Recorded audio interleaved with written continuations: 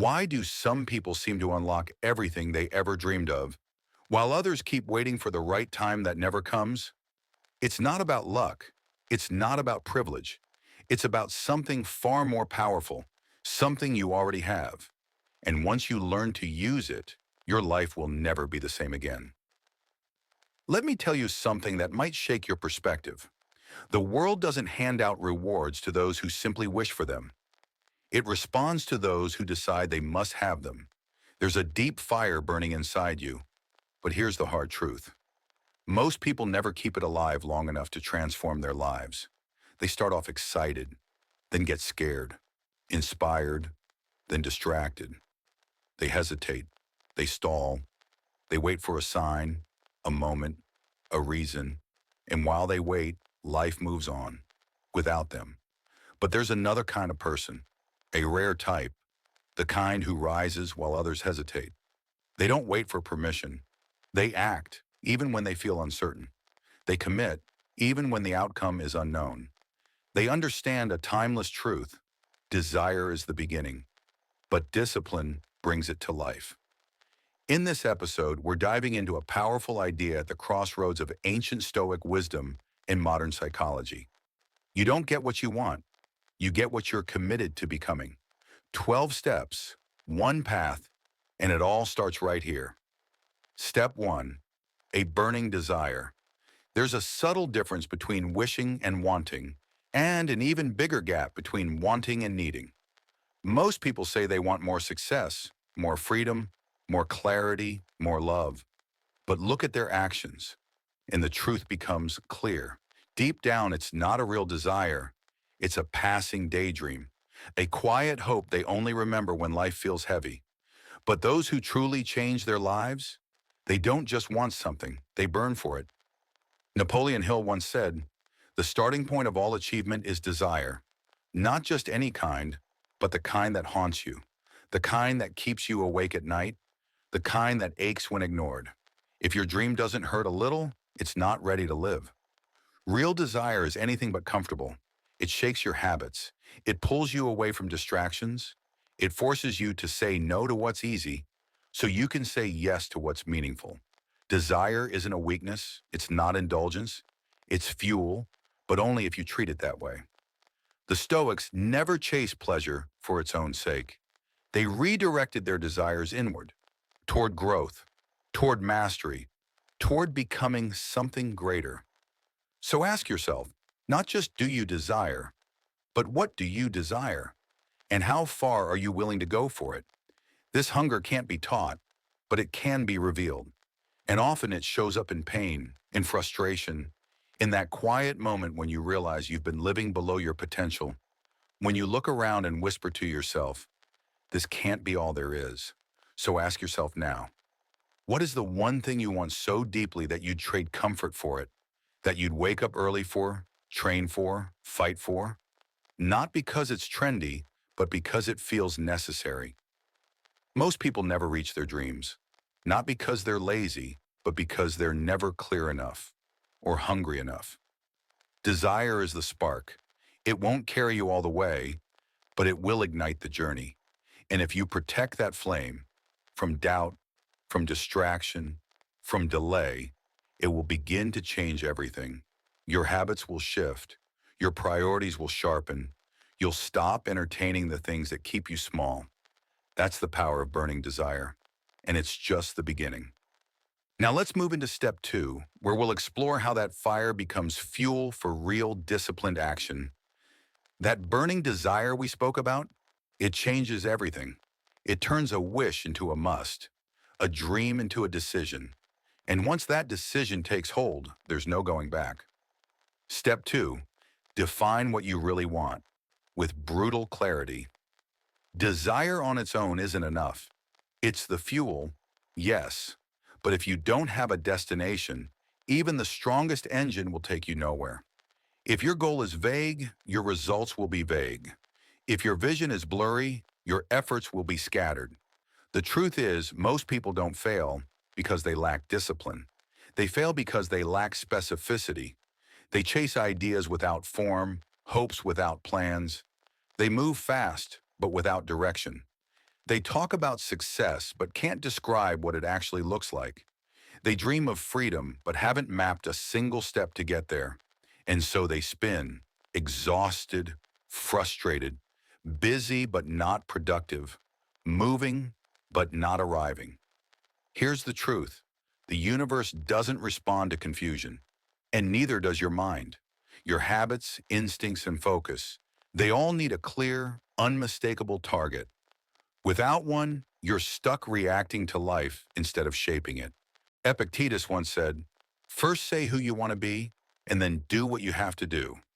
Not what sounds nice, not what others expect, but who you truly want to become." That's the first brave step, stopping the game of pretending you don't know, dropping the vague maybes and replacing them with a bold declaration, "This is who I choose to be."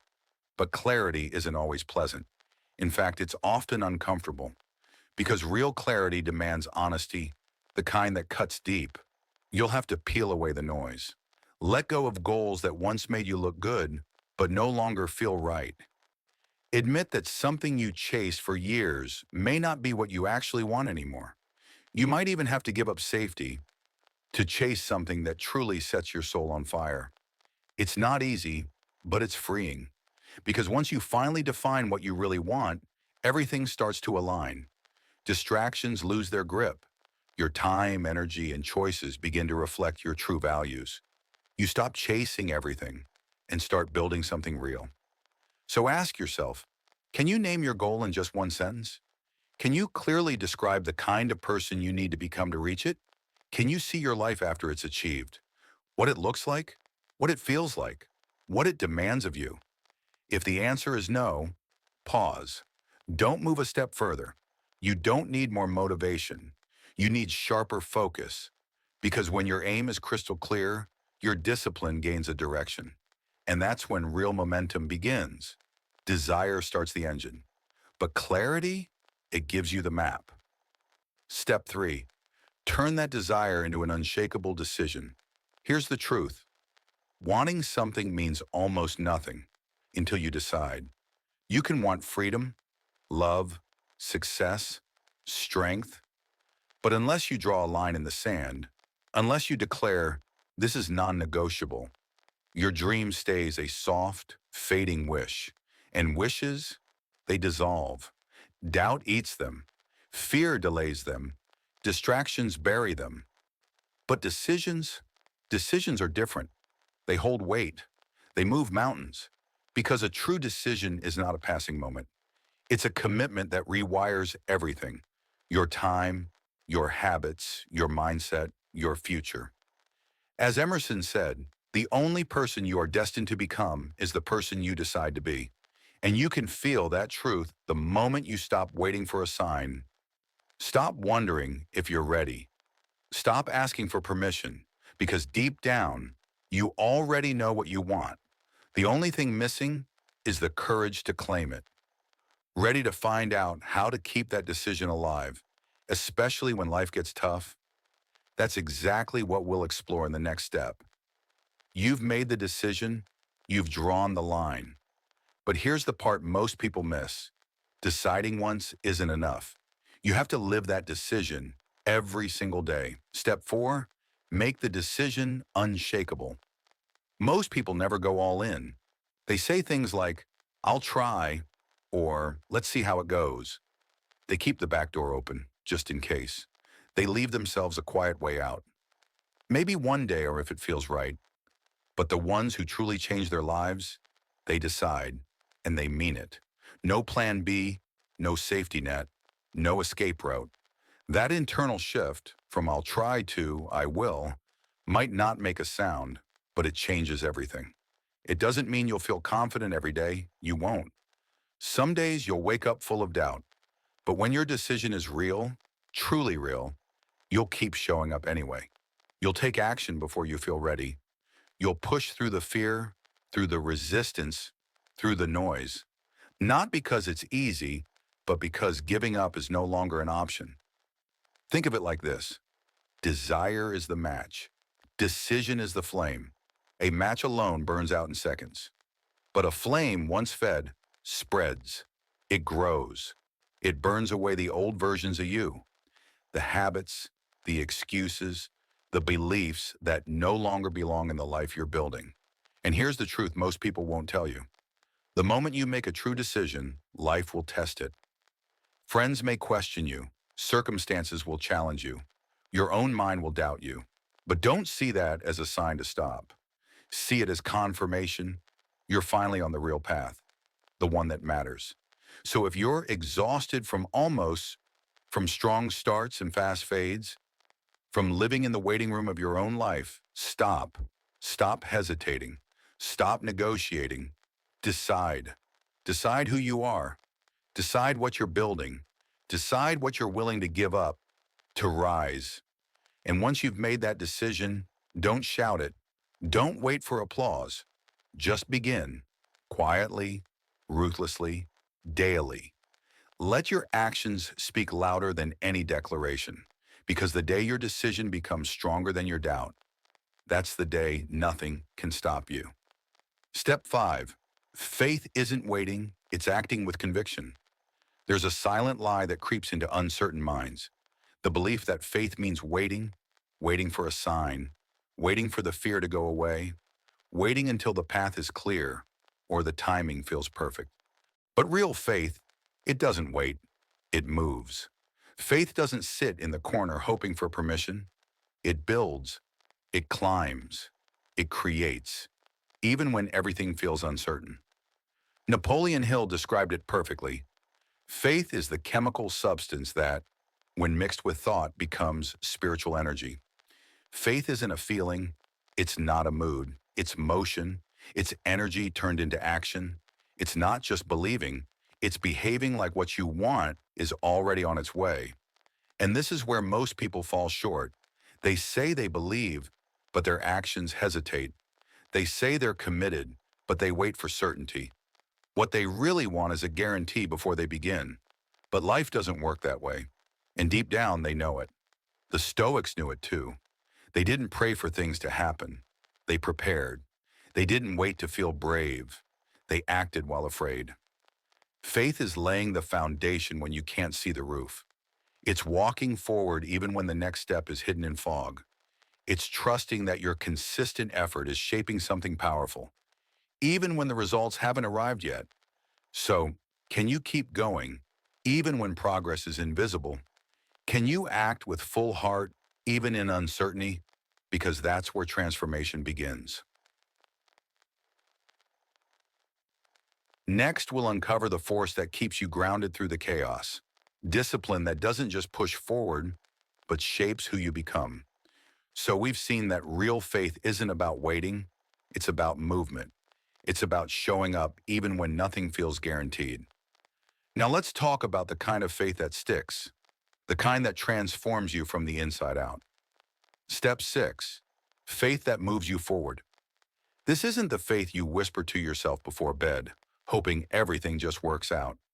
No, this is the kind of faith that moves your feet, the kind that keeps going through silence, through doubt, through every moment where nothing seems to be happening.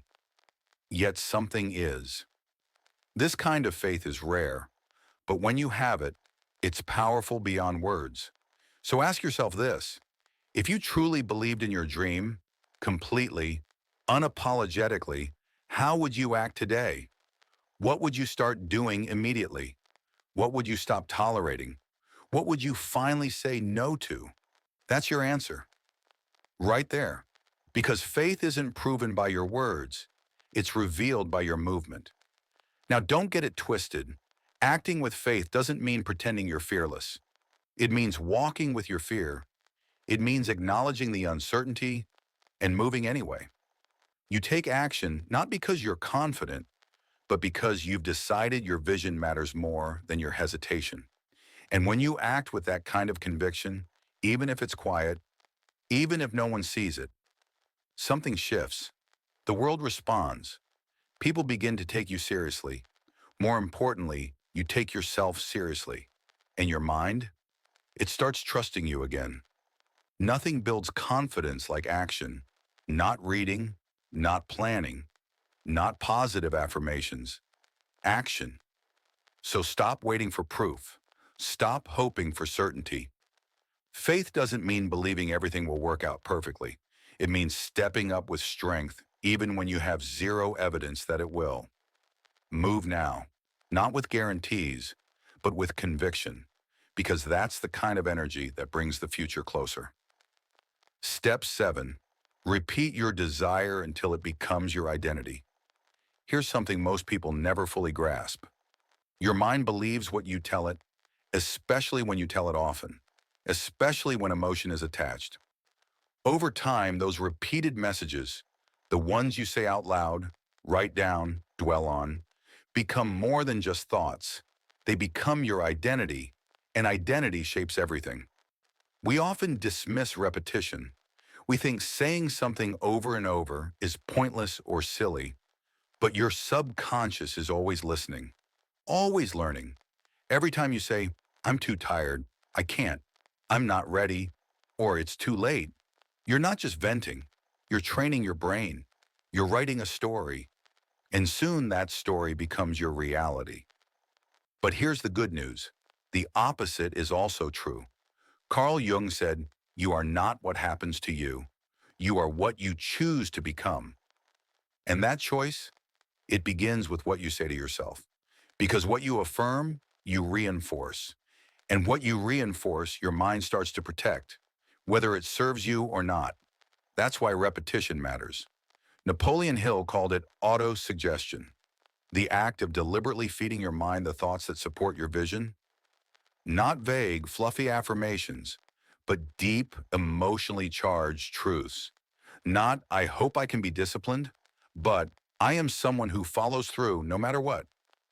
Not, I want success, but I create success through intentional, consistent action. This isn't about lying to yourself. It's about aligning your inner language with your highest values, not your lowest fears. Here's the challenge, though. Most people don't repeat what they want. They repeat what they fear. They dwell on failure. They expect setbacks. They talk more about what could go wrong than what they're building. Without realizing it, they hypnotize themselves into mediocrity. But you can change that right now. Start speaking what you want to become, even if you're not fully there yet. Say it out loud. Write it down. See it. Feel it. Because repetition shapes belief, and belief shapes identity. Next, we'll discover how your identity fuels the habits that either lift you up or hold you back. Ready to rewire your patterns? Let's keep going. Previously, we explored how repetition shapes your identity and how speaking your desires aloud can reprogram your mind. But there's another layer to embedding your vision deeply into your being. Emotion. Step 8. Repeat until it becomes your truth. When you repeat something often enough, something fascinating happens. Your nervous system starts believing it, not because it's already real in the physical world, but because your mind doesn't know the difference between reality and something vividly imagined. It simply follows the most dominant message. So if your repeated thoughts are powerful, intentional, and emotionally charged, your entire system begins to respond. Once your desire evolves into your identity, your actions start to change naturally, not because you're forcing new behaviors, but because they feel aligned. They feel like you. Think about it. A runner doesn't run because they're trying to be a runner. A writer doesn't force themselves to write every day. A leader doesn't wait for permission to lead. They do what they do because that's who they are. So ask yourself, what identity are you feeding with your words, your thoughts, and your daily habits? Are you reinforcing a story that lifts you or one that holds you back? If your current narrative doesn't serve the future you want, rewrite it and then repeat it over and over until it stops being a dream and starts being you, until it becomes truth, unshakable, a part of your DNA. Step 9, fuel your desire with visualized emotion. Logic doesn't drive the mind. Emotion does. You can write a list of reasons why you want success: freedom, impact, security, legacy. But if those reasons don't move you, if they don't stir something deep in your gut, they won't sustain you when things get hard. This is why visualization isn't just a tool, it's a weapon. It's how you embed your vision so deeply into your subconscious that it stops being a goal and becomes a felt experience, something your body starts preparing for as if it's already here. Napoleon Hill said, "Whatever the mind can conceive and believe, it can achieve." But most people miss the key ingredient: feeling. It's not enough to see the goal. You must live it in your imagination. You must activate your senses. Smell the air in the room where it happens. Hear the applause. Taste the victory. Feel the pride in your chest, the tears in your eyes, the calm that comes with knowing you did it, because your nervous system isn't logical. It responds to intensity. The more vivid, emotional, and specific your vision becomes, the more your body starts aligning with it. Your posture shifts, your tone of voice changes, your decisions become sharper, not out of discipline, but because the vision feels more real than the fear. Even the Stoics, though not known for visualization as we understand it today, practiced their own form of it. They visualized hardship. They rehearsed loss and struggle, not to attract it, but to neutralize its power. You can use the same practice, but in reverse. Instead of bracing for the worst, emotionally train for the best. So when it arrives, you don't flinch. You don't sabotage it. You don't second guess it. You step into it because you've already been there, in your mind. But here's the thing: lazy visualization won't work. You can't just daydream for 2 minutes and expect your life to change. Visualization is a practice, a ritual, a discipline. It demands focus and emotion. Set aside 5 intentional minutes every day, close your eyes, and feel the outcome before it exists. Next, we'll explore how this emotional energy, when paired with consistent, structured habits, becomes the fuel for real transformation. Let's keep going. Earlier, we uncovered how emotionally charged visualization can shape your reality. But imagining your dream life once isn't enough. The real shift happens when it becomes a daily practice, a ritual you live through in your mind before it shows up in your world. Step 10. Visualize daily until it feels like memory. This isn't a once-a-year exercise when you're feeling motivated. This is a daily discipline, done over and over until your subconscious stops resisting and starts creating. So here's what you do. Find your vision. Close your eyes. Step inside it, not as a bystander, but as the main character. Where are you? What does the room look like? Who's with you? What are you wearing? How do you walk? What problems no longer exist? What does your morning feel like? Make it real. Make it vivid. Then anchor it. Burn it into your emotional memory like a tattoo on your nervous system. Because the moment your mind accepts that vision as real, your life begins to shift in that direction. Not instantly, but inevitably. You're not just waiting for the future to show up. You're training for it. Step 11. Act from the future, not from present fear. Here's where most people get stuck. They act from where they are, not from where they want to be. They let their current fears, current limits, and current environment dictate their next move. And in doing so, they reinforce the life they're trying to escape. If your actions are always based on your present reality, how can you possibly step into a new one? The truth is, transformation doesn't start when your situation changes. It starts the moment you behave like your future self is already here. Alan Watts once said, "The only way to make sense of change is to immerse yourself in it, to move with it." That means you don't wait until you feel confident to act confidently. You act as if the discipline is already built, as if the opportunity is already real. as if the version of you you're chasing has already arrived. And slowly your life begins to follow your lead. Not because you're faking it, but because you're aligning your behavior with your desired identity. Let's be real. If you saw yourself as focused, would you still scroll endlessly on your phone?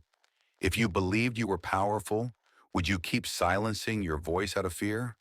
If you knew your vision was possible, would you still hesitate to take the first step? Here's the brutal truth. Fear will always give you a reason to stop. It will point to your bank account, your age, your past, your failures. It'll whisper that you're not ready, that you should wait, that someone else could do it better. But the future you want, it's not built on fear. It's built on choice. And that choice has to start before you feel fully ready. Acting from the future isn't pretending. It's a mindset. It's an emotional posture that says, I choose based on where I'm going, not where I've been. It's waking up every morning and asking, what would the focused, powerful version of me do today? And then doing it, especially when it's uncomfortable, because that's the path forward. Next, we'll explore how to stay consistent in this path, how to build momentum through habits that compound into lasting transformation. Ready to keep moving? Let's go. Previously, we explored the idea of acting from your future self, letting your vision lead your choices, not your fear. But once you begin to align your actions with your future, something deeper is required. Consistency, integrity, and the discipline to show up even when no one's watching. Step 12. Treat your life like it matters, because it does. This is where transformation becomes tangible. It's in the way you treat your time as something sacred. It's in how you treat your goals, not as distant fantasies, but as real commitments. And it's in how you treat your growth, not as optional, but as non-negotiable.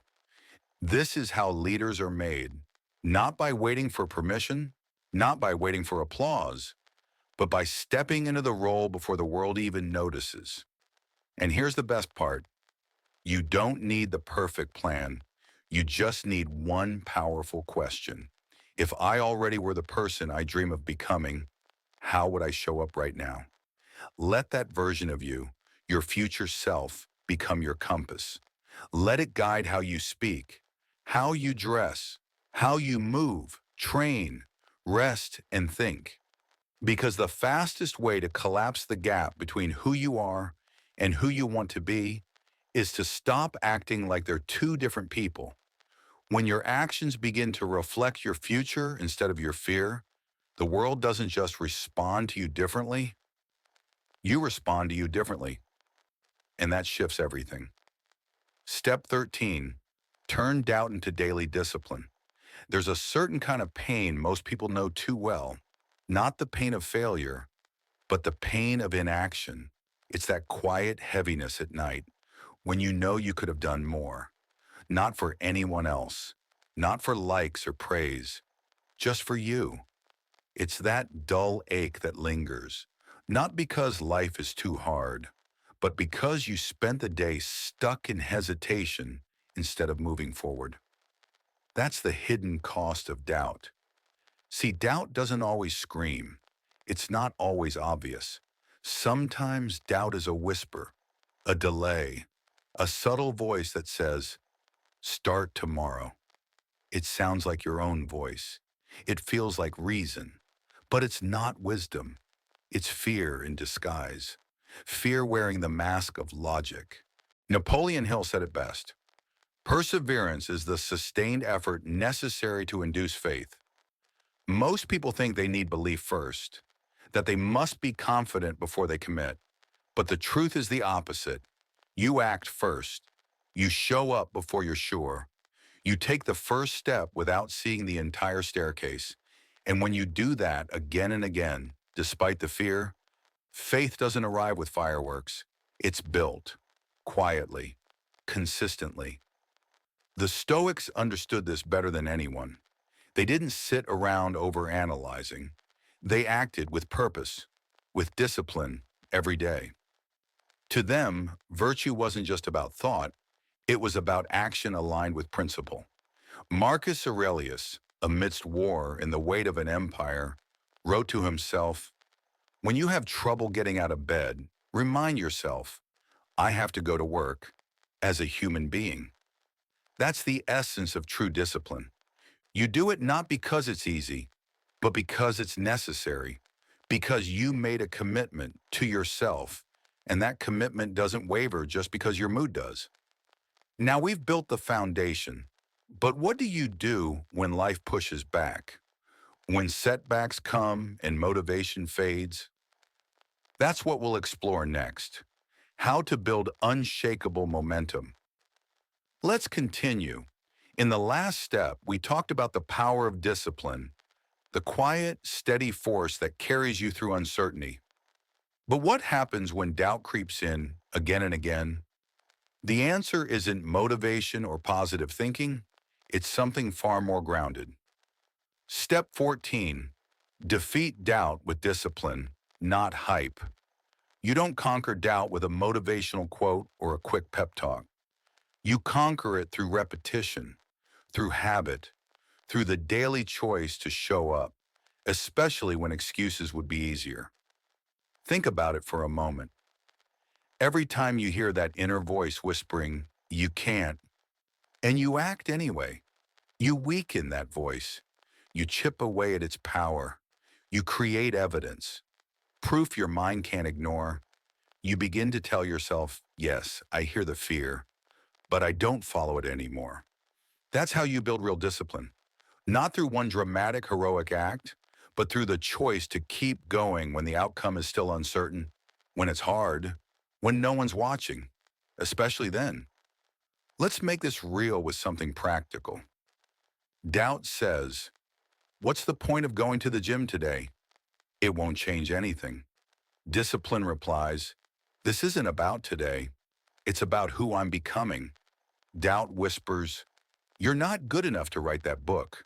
Discipline responds, "Maybe not yet, but I won't improve by doing nothing." Doubt questions, "Who's even going to care about your work?" Discipline says, "That's not my job. My job is to show up and do it anyway." Discipline is your response to fear. It's the refusal to be ruled by moods, doubts, or the inner storms that try to derail you. It's the anchor that holds firm when everything else feels shaky. And once that anchor is in place, strong and steady, it will carry you through the days when motivation is nowhere to be found. Here's the truth most people miss. You don't need to feel confident to act. You need to act until confidence builds itself. Because confidence, it's not the absence of doubt.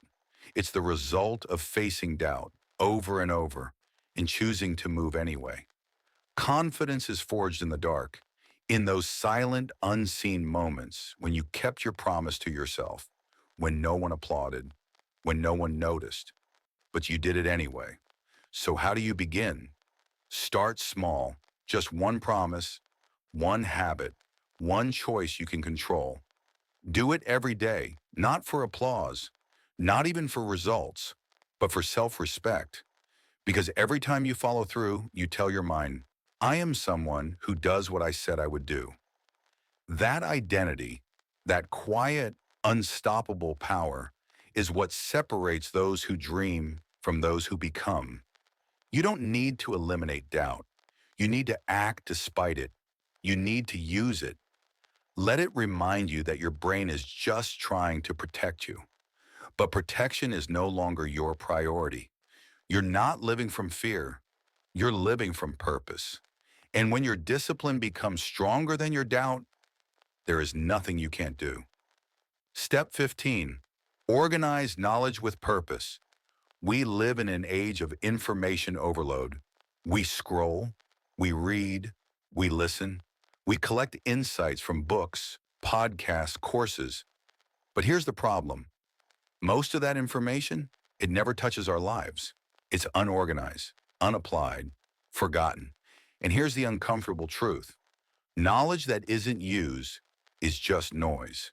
It doesn't help you. In fact, it can hurt you because the more you consume without clarity or direction, the more overwhelmed and paralyzed you become. Next, we'll look at how to turn that scattered information into focused wisdom so your learning actually fuels your growth. Let's keep going. In the last step, we face the hard truth.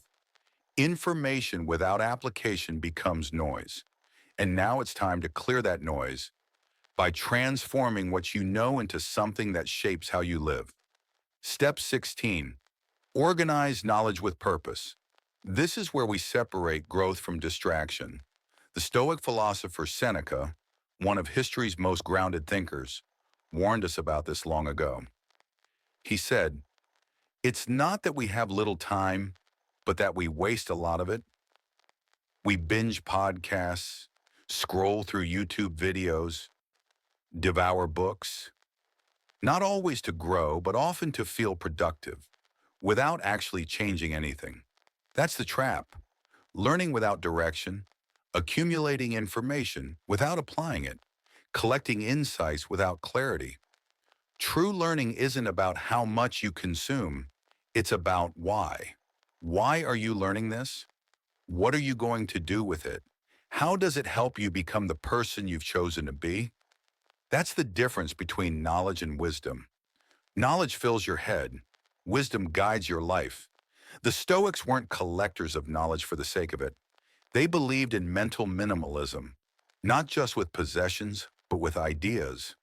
They didn't chase the newest strategy. They practiced remembering what already mattered. They valued repetition, reflection, and daily practice. Their goal wasn't to become walking encyclopedias. Their goal was to become better human beings. And for that, they understood something powerful. You don't need everything. You just need what works and the discipline to live by it. So how do you organize your knowledge with purpose? Start here. Separate what's interesting from what's essential.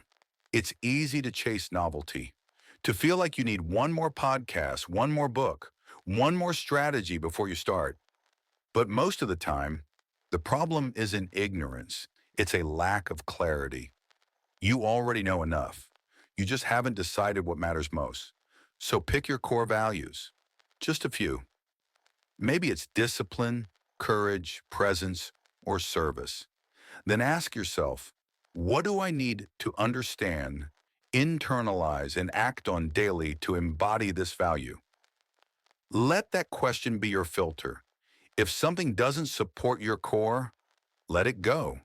Even if it sounds smart, even if it impresses others. If it doesn't move you closer to your vision, it's just noise. Next, create a system to retain what matters. Don't just read, take notes. Don't just highlight, extract insights. Don't just admire quotes, live them. Revisit, reflect, and teach what you learn. Because the goal isn't to be well-read, it's to be well-formed. And here's the key. Organization isn't rigidity. It's not about stuffing yourself into a narrow box. It's structure. Structure that gives your growth direction. Without it, your mind becomes a cluttered room, full of potential, but too messy to move in. So ask yourself, what if instead of chasing more, you mastered what already matters? Next, we'll take this even further by designing your environment to match your purpose. Because real change doesn't just happen in your mind. It starts showing up in your space. Ready? Let's continue. We just talked about organizing your knowledge with purpose, treating your mind like a space for growth, not clutter. Now let's take that clarity one step further and turn it into something you can follow. Step 17.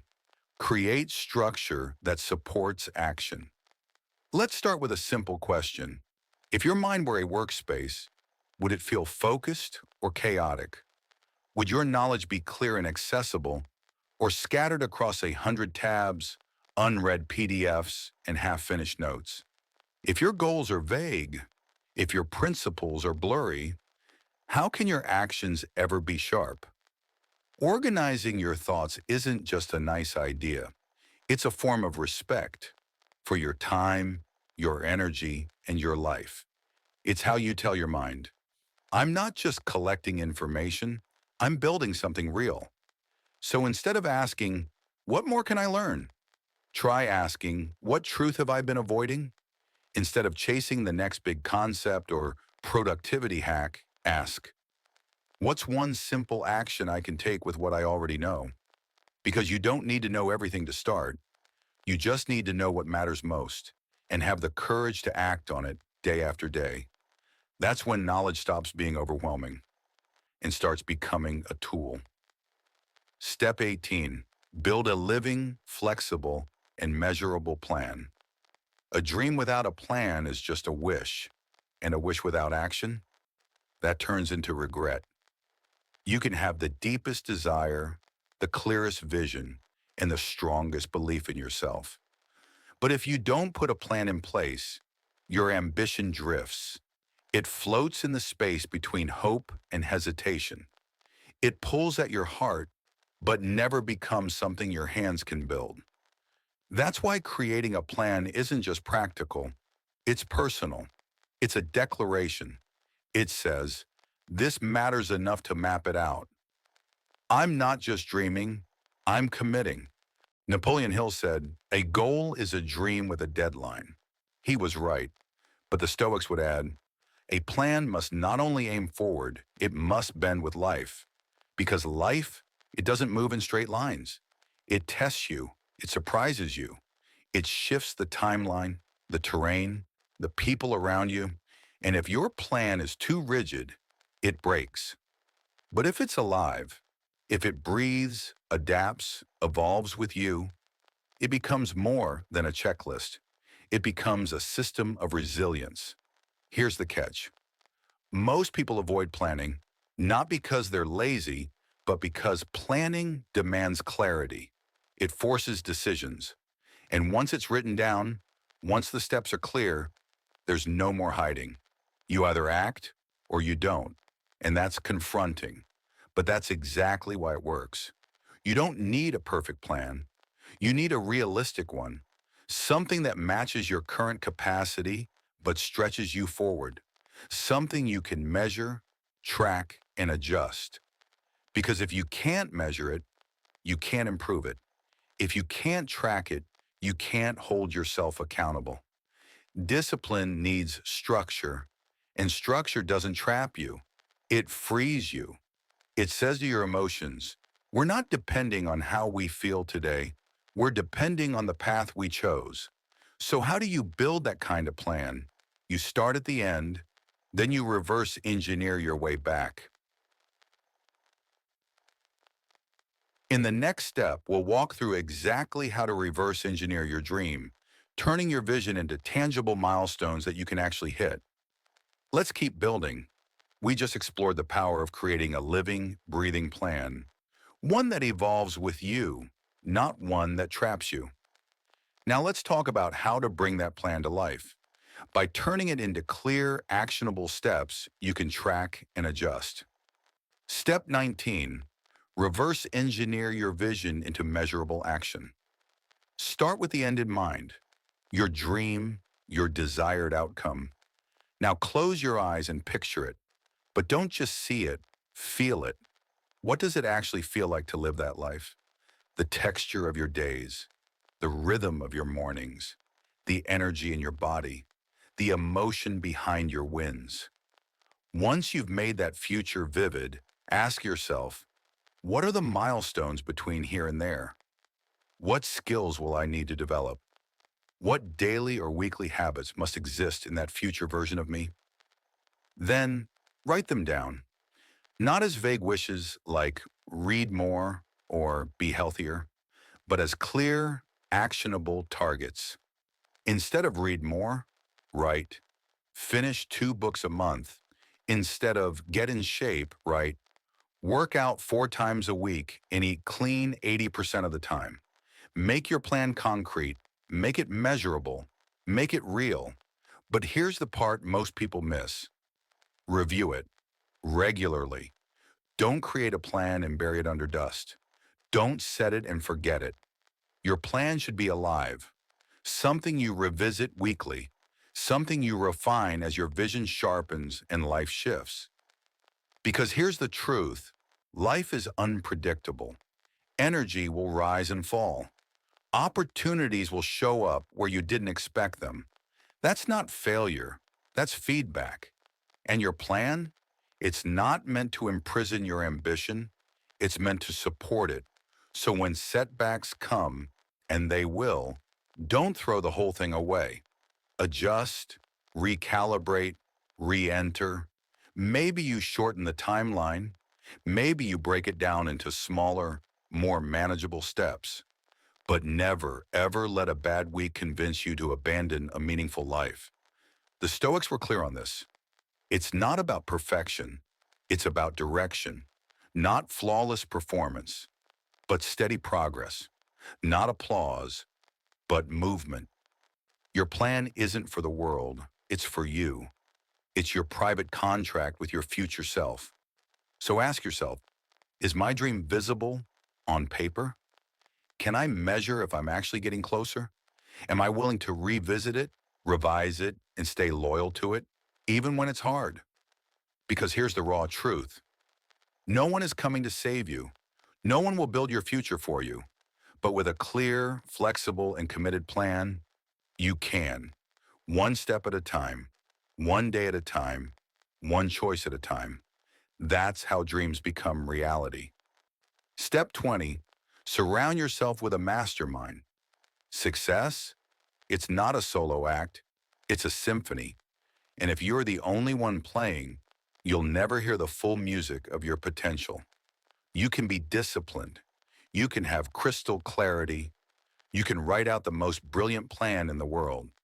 But if you're surrounded by people who don't challenge you, who don't expand your thinking, who don't hold you accountable, your growth will hit a ceiling, not because you're not capable, but because you're breathing stale air. You're living inside an echo chamber of your own limitations. Napoleon Hill called this the mastermind, a deliberately chosen group of individuals who push you further than you could ever go alone. People who don't just cheer for your dream, they demand your evolution, not with judgment, but with shared commitment to growth. Napoleon Hill said, "A goal is a dream with a deadline." He was right, but the Stoics would add, "A plan must not only aim forward, it must bend with life." Because life, it doesn't move in straight lines. It tests you, it surprises you, it shifts the timeline, the terrain, the people around you, and if your plan is too rigid, it breaks. But if it's alive, if it breathes, adapts, evolves with you, it becomes more than a checklist. It becomes a system of resilience. Here's the catch. Most people avoid planning, not because they're lazy, but because planning demands clarity. It forces decisions. And once it's written down, once the steps are clear, there's no more hiding. You either act or you don't. And that's confronting. But that's exactly why it works. You don't need a perfect plan. You need a realistic one. Something that matches your current capacity, but stretches you forward. Something you can measure, track, and adjust. Because if you can't measure it, you can't improve it. If you can't track it, you can't hold yourself accountable. Discipline needs structure, and structure doesn't trap you. It frees you. It says to your emotions, we're not depending on how we feel today. We're depending on the path we chose. So how do you build that kind of plan? You start at the end, then you reverse engineer your way back. In the next step, we'll walk through exactly how to reverse engineer your dream, turning your vision into tangible milestones that you can actually hit. Let's keep building. We just explored the power of creating a living, breathing plan, one that evolves with you, not one that traps you. Now let's talk about how to bring that plan to life. By turning it into clear, actionable steps you can track and adjust. Step 19. Reverse engineer your vision into measurable action. Start with the end in mind, your dream, your desired outcome. Now close your eyes and picture it, but don't just see it, feel it. What does it actually feel like to live that life? The texture of your days, the rhythm of your mornings, the energy in your body, the emotion behind your wins. Once you've made that future vivid, ask yourself, what are the milestones between here and there? What skills will I need to develop? What daily or weekly habits must exist in that future version of me? Then, write them down, not as vague wishes like read more or be healthier, but as clear, actionable targets. Instead of read more, write finish 2 books a month. Instead of get in shape, write work out 4 times a week and eat clean 80% of the time. Make your plan concrete, make it measurable, make it real. But here's the part most people miss. Review it regularly. Don't create a plan and bury it under dust. Don't set it and forget it. Your plan should be alive, something you revisit weekly, something you refine as your vision sharpens and life shifts. Because here's the truth, life is unpredictable. Energy will rise and fall. Opportunities will show up where you didn't expect them. That's not failure, that's feedback. And your plan? It's not meant to imprison your ambition, it's meant to support it. So when setbacks come, and they will, don't throw the whole thing away. Adjust, recalibrate, re-enter. Maybe you shorten the timeline. Maybe you break it down into smaller, more manageable steps. But never, ever let a bad week convince you to abandon a meaningful life. The Stoics were clear on this. It's not about perfection. It's about direction. Not flawless performance, but steady progress. Not applause, but movement. Your plan isn't for the world. It's for you. It's your private contract with your future self. So ask yourself, is my dream visible on paper? Can I measure if I'm actually getting closer? Am I willing to revisit it, revise it, and stay loyal to it, even when it's hard? Because here's the raw truth. No one is coming to save you. No one will build your future for you. But with a clear, flexible, and committed plan, you can. One step at a time, one day at a time, one choice at a time. That's how dreams become reality. Step 20, surround yourself with a mastermind. Success? It's not a solo act, it's a symphony.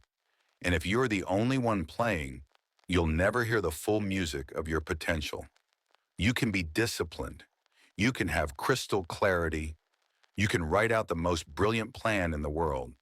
But if you're surrounded by people who don't challenge you, who don't expand your thinking, who don't hold you accountable, your growth will hit a ceiling, not because you're not capable, but because you're breathing stale air. You're living inside an echo chamber of your own limitations. Napoleon Hill called this the mastermind, a deliberately chosen group of individuals who push you further than you could ever go alone.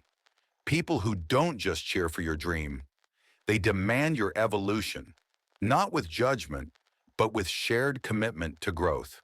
In the next section, we'll dive deeper into how to build this kind of environment around you, one that accelerates your growth and keeps your vision alive when willpower fades.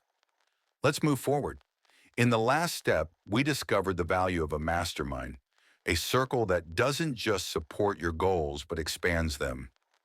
Now let's go deeper into what that really means. It's not about how many people are around you, but about who they are and how they show up in your life. Step 21, elevate your circle, build relationships that sharpen you. This isn't about adding more friends. It's about upgrading the quality of your conversations, the kind that sharpen your thinking, that leave you a little uncomfortable in the best way, because they reveal where you've been playing small. The Stoics knew the power of this. Seneca once advised, choose friends who make you better, not just happier, but wiser. People who aren't afraid to tell you the truth. People who live with integrity, who embody the virtues you're trying to build in yourself. Why? Because who you spend time with shapes you, their habits, their mindset, their standards. It all seeps into your system. You rise or shrink to the level of your circle. There's an old Zen proverb: if you want to go fast, go alone. If you want to go far, go together. Yes, solitude is powerful for finding your center. But if you want to expand beyond your current self, you need collaboration. You need mirrors. You need people who reflect your blind spots, your hidden gifts, your unspoken patterns. People who won't let you lie to yourself, even politely. So ask yourself, who do I allow into my mental space? Who do I talk to most often? Do they challenge me or just comfort me? Do they live with discipline or only talk about it? Do they protect my boundaries or slowly pull me back into old habits? This is not about elitism, it's about alignment. A mastermind is a sacred alliance, not just of intellect, but of energy. It's about proximity to clarity, discipline, and vision. It's surrounding yourself with people who've seen something you haven't yet and are willing to pull you toward it. And if you don't have those people yet, don't wait. Start looking. Be intentional. Read the books of great minds. Follow those who live the way you want to live. Join small communities that reflect your values, not your vices. If you can't find the right table, build your own and be someone worth sitting with. Not because you inspire people with your words, but because you hold yourself to the same standard you expect from others. Because here's the truth. A real mastermind doesn't just help you reach your goals faster, it expands your goals. It stretches your thinking. It pushes you on the days your internal fire flickers. Even the most self-disciplined person will face doubt. And sometimes one sentence from the right person can redirect your entire course. So stop trying to do it all alone. Mastery was never meant to be solitary. Step 22. Success is a matter of choice, not chance. Eventually, there comes a moment in every journey when the excuses start sounding hollow, even to you. You stop believing your own reasons. You see through the delays, the distractions, the doubts, and you realize no amount of wishing, waiting, or wondering is going to build the life you want. That moment, it's the turning point.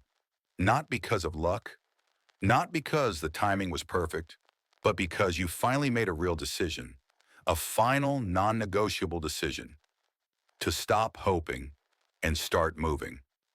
Napoleon Hill said it best: the most powerful time to act is always the present, not tomorrow, not when you feel ready, not when everything aligns. In the next and final part of this journey, we'll bring it all together and show how all these pieces fuse into one powerful truth. You don't get what you want. You get what you commit to becoming. Let's finish strong. In the last step, we uncovered a truth that most avoid. Success isn't handed to you. It's chosen by you. And now it's time to step fully into that choice. Step 23. Take ownership. Your future is yours to claim. Every second you hesitate, every time you pause out of fear, every moment you delay because of doubt or distraction, you're handing over your future piece by piece. And if you keep giving it away like that, don't be surprised when there's nothing left to build with. The Stoics understood this deeply. For them, life wasn't something you waited on. It was something you mastered. They believed that while the outside world is unpredictable, your response is always within your control. Your choices, your discipline, your actions. Marcus Aurelius said it best: you have power over your mind, not outside events. Realize this, and you will find strength. That's more than a quote. It's a challenge, a call to arms, a reminder that every time you surrender your agency, you give the world permission to define you. Look around. How many people are still waiting, waiting for a sign, waiting for approval, waiting for someone else to say, Go. But real success, the kind that lasts, doesn't come from being chosen. It comes from choosing yourself. It's about waking up, looking in the mirror, and saying, "This is on me now, and I'm ready." This is the moment where dreamers are separated from doers, where desire meets action, where wanting something isn't enough, because now you're willing to become the person who earns it.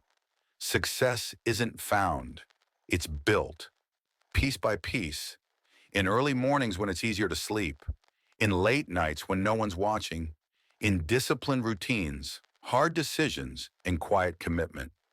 And here's the paradox. The moment you accept that success is a matter of choice, not chance, you stop fearing failure. Why? Because failure isn't fatal anymore.